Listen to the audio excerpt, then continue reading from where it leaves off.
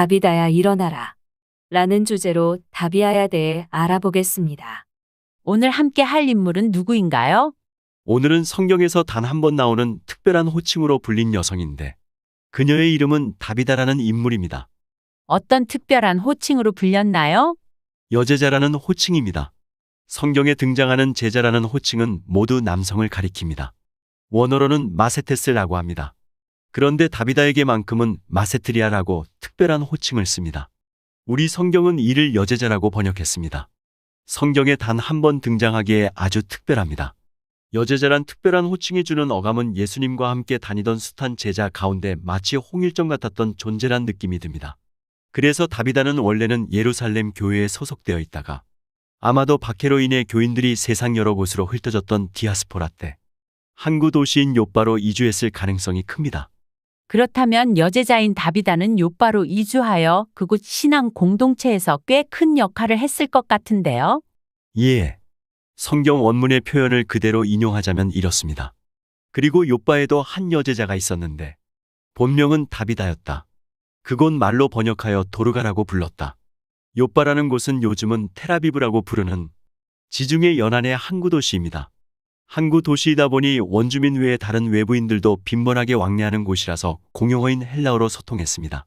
그래서 구약식 유대인 전통의 이름인 다비다보다는 헬라식 이름인 도르가라는 이름을 주로 사용했던 것 같습니다.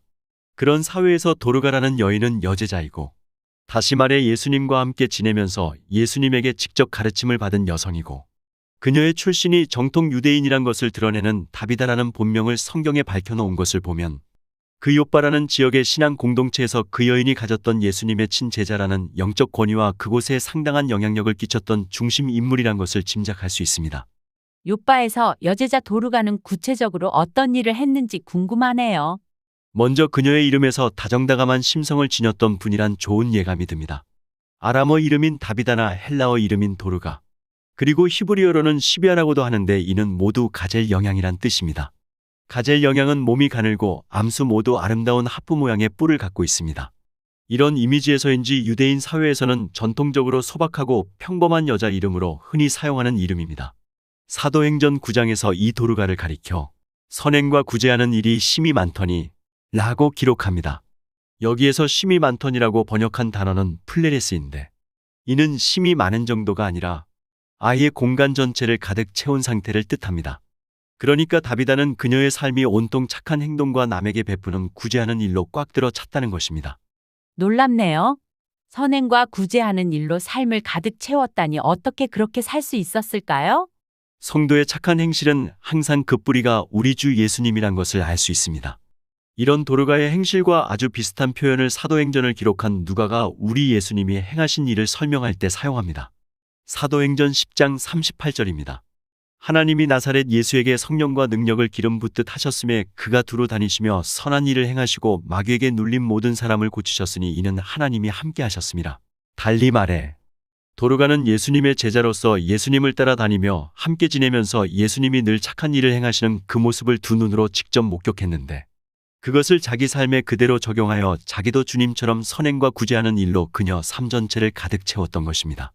도르가도 그렇고 우리도 그렇고 성도의 선행은 예수님을 끊임없이 묵상하고 바라보고 기도하고 사모할 때 발현되고 발산되고 실행됩니다.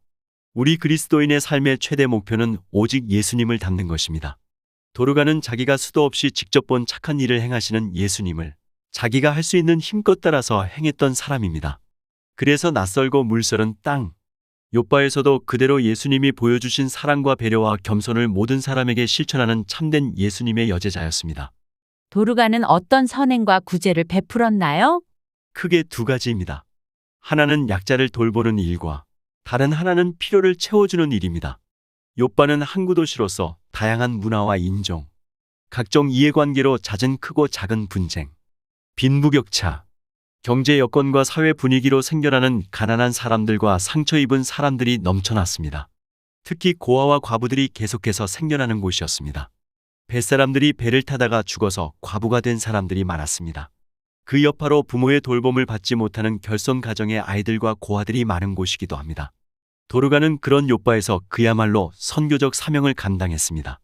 많은 과부를 비롯하여 약자들을 돌봤고 그들에게 필요한 생필품, 특히 의복을 제공했습니다. 도르가는 욥바의 상황에 꼭 맞는 사역을 했습니다. 혹시 도르가도 가난한 과부였나요? 사도행전 9장 말미에 잠깐 나오는 내용만으로는 이 답이다. 곧 도르가가 가난했는지 과부였는지 그것은 알 수 없습니다. 그러나 정황상 도르가 자신이 상당히 큰 규모의 홀을 구비한 2층 이상의 건물을 소유한 부자였을 가능성도 있고 아니면 사람들을 잘 통솔하여 여러 사람의 기부로 재원을 마련하고 그것을 선용하여 상당히 성공적으로 구제 사역을 했던 것으로 보입니다. 도르가는 일종의 여성 지도자였나 보네요. 예. 성경 본문을 보면 도르가는 거의 목회자급에 준하는 여성 지도자였음에 틀림없습니다. 그래서 도르가 주변에는 많은 과부가 함께했고 그들과 함께 상당히 많은 구제용 의복을 직접 제작하기도 했습니다. 예나 지금이나 주님 나라의 일에 있어서 여성의 역할과 공헌도는 매우 큽니다. 성경에 등장하는 과부를 보면 그 중에는 부자도 있고 가난한 자도 있으며 권력을 가진 힘 있는 과부도 있고 다른 사람이 돌봐주지 않으면 생계가 불가능한 과부도 있습니다. 성경 로마 시대의 여성의 지위는 결코 낮지 않았습니다.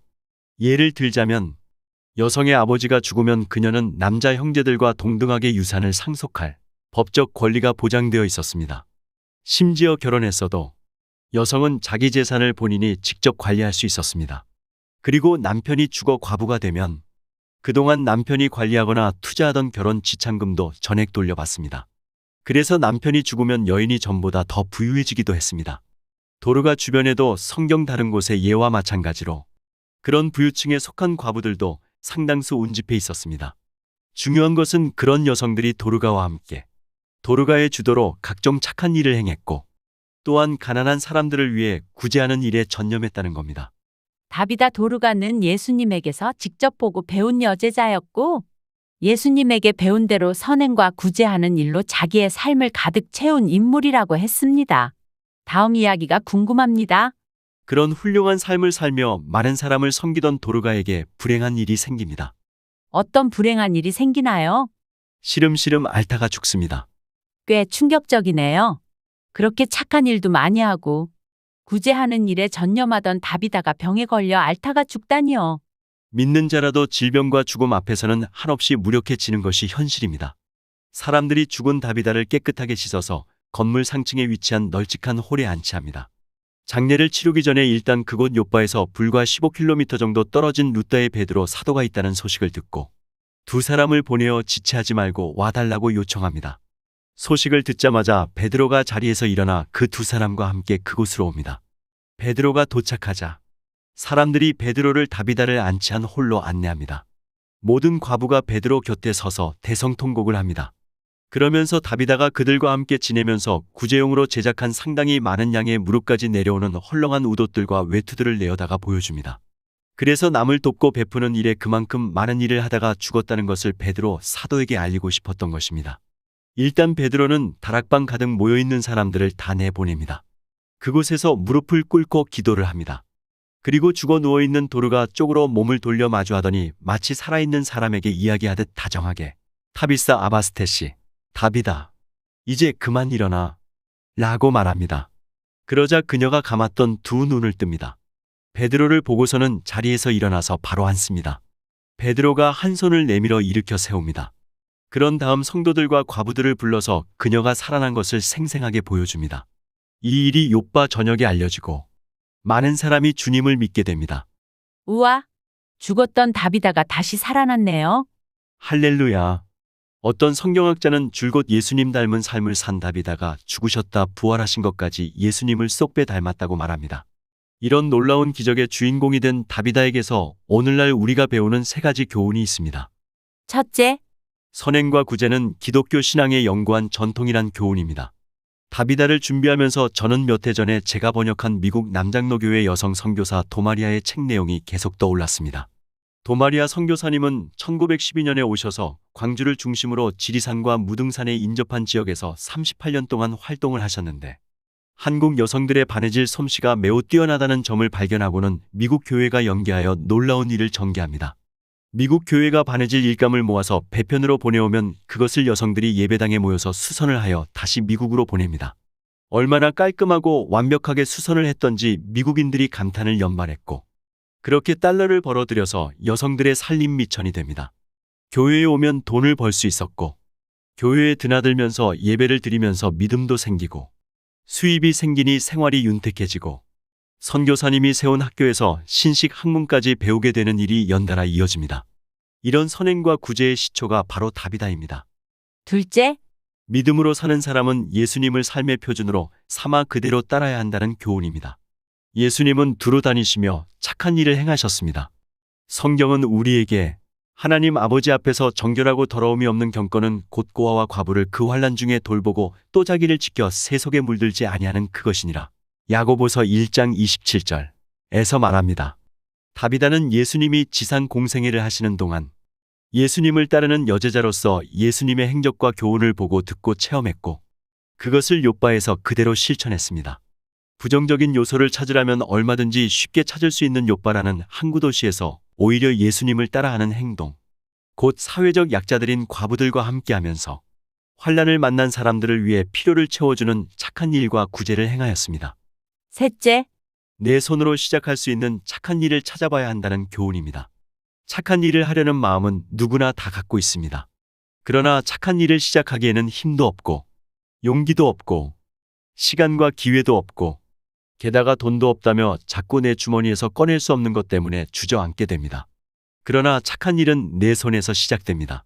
도르가의 착한 일은 손으로 하는 바느질에서 시작했습니다. 도르가는 혼자서 바느질을 하지 않고 함께 바느질할 어려운 처지에 있는 과부들을 동료로 삼았습니다.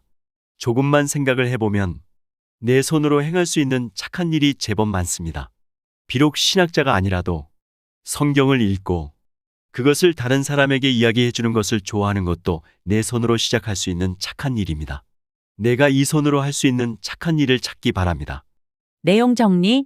오늘은 신약 성경에 기록된 유일한 여제자 도르가, 본명은 다비다라는 여성을 통해 함께 은혜를 나누었습니다.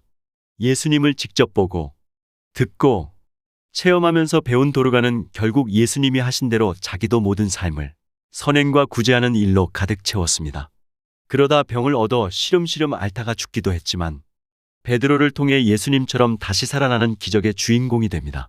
이 도르가를 통해 선행과 구제는 우리도 힘써야 할 기독교의 영구적인 전통이란 것과, 믿음으로 사는 사람은 다른 그 무엇보다 예수님을 삶의 표준으로 삼아야 한다는 것, 그리고 지금 이 시간 내 손으로 시작할 수 있는 착한 일이 무엇인지 찾아보자고 했습니다. 그래서 일상생활 속에서 주님 닮은 그리스도인의 삶이 다양하게 드러나면 좋겠습니다.